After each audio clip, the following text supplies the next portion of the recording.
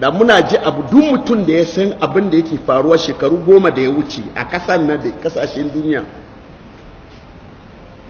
lokaci ya kai mutum kamar zai kulle kansa ne don bala'in lalace imanin ya wuce yadda ba kwa samani.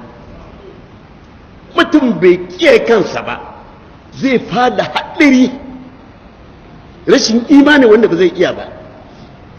Ku ji abinda aka tura mana kwanan nan, ku ji abinda yake akwai, ku ji yadda wani ina magana addini ne, ku ji abin ya wuce yadda ake tsammani. Ku saurai ku ji, kuna jin hausa sosai, ku ji kawo min da ka ji, ku ji magana, ku ji.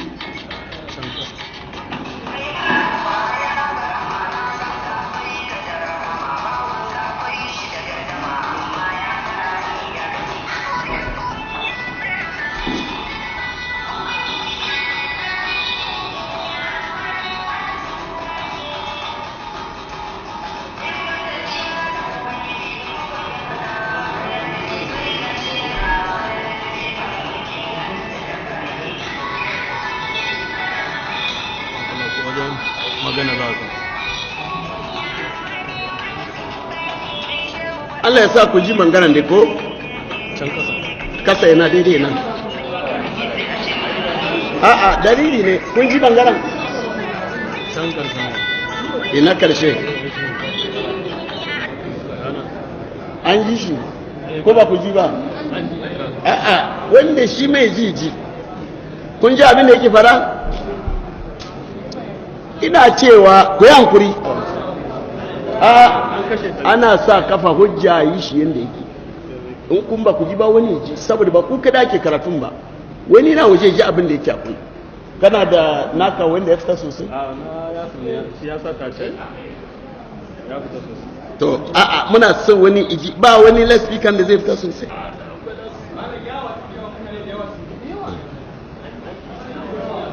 Abin da yake fada nan cewa ya Burhama yana nufi Burhama na Niyas, ya ba Allah mulkin duniya amma Ubangiji ya kasa. Amma Allah yana neman afuwa, Allah yana neman afuwa.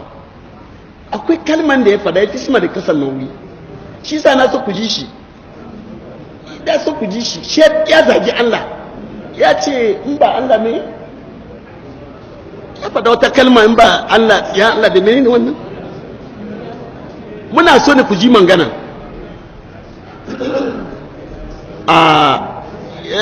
Ku yi shiru.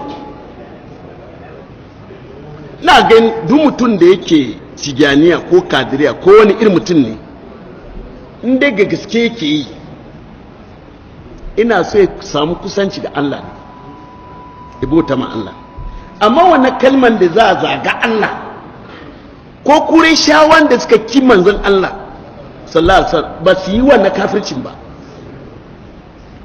Kure shawa da suka ki Allah da manzonsa sun yarda akwai Allah babban, shi suka doki kananan allorin suka ce su taimake su. Amma wannan ya ce burhana ne ya samu kaɗan ya ba Allah, kuma Allah ya rashin ladabi an kwace annunsa. Wannan shi ake kira zandaka a cikin kafirci. Wannan nau'insa daban, zandaka mana zanadika, wanda ba shi da alaka da Allah, ba wani ajini da ya yarda. Zandaka shine kin Allah na karshe, kin Allah na karshe. Ajinin ba jini ba ni was Allah ya gaggawa dammara waɗannan mutane. Allah muna roƙonka sunayenka kyawawa, duk wanda yake da wannan akidan, duk wanda yake goye bayan wannan akidan, Allah ka kama shi a nan duniya da lahira don ikonka, don sunayenka. Duk wanda yake yi masu tausayi ma, Allah ka danka shi. Wannan shine zandaka, shine rushe ajini, wannan shine makircin a cikin ajini, wannan shine ƙarya. Kuna ganin wannan abu? Shakka alhamdulillah akwai matasan sufaye wanda nan Kano sun fito yanzu suna inkar waɗannan akidan, kuma muna jiran manyansu su yi bara akan wannan akidan.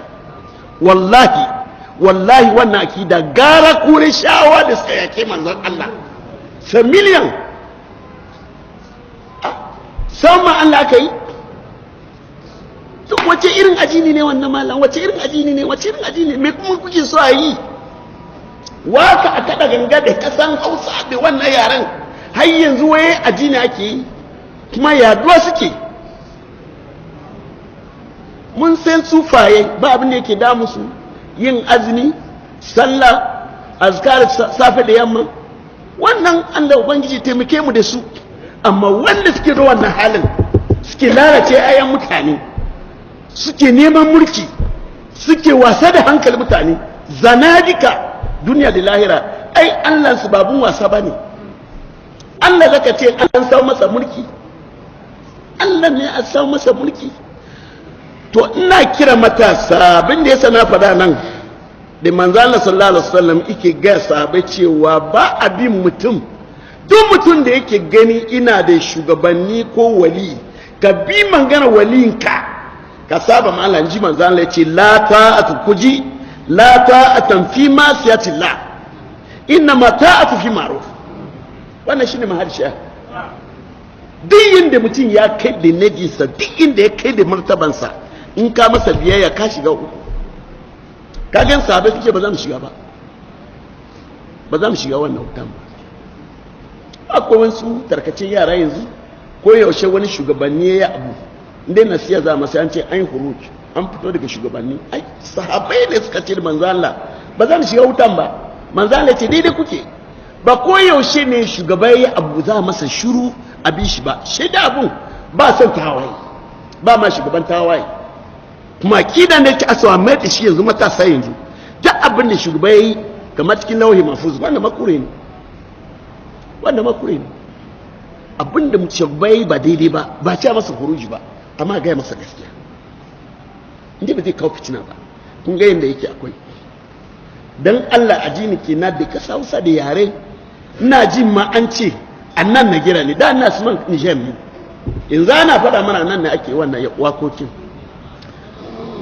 Kuna ga an to yanzu mutum na da wannan akidan, to me yake sai yi?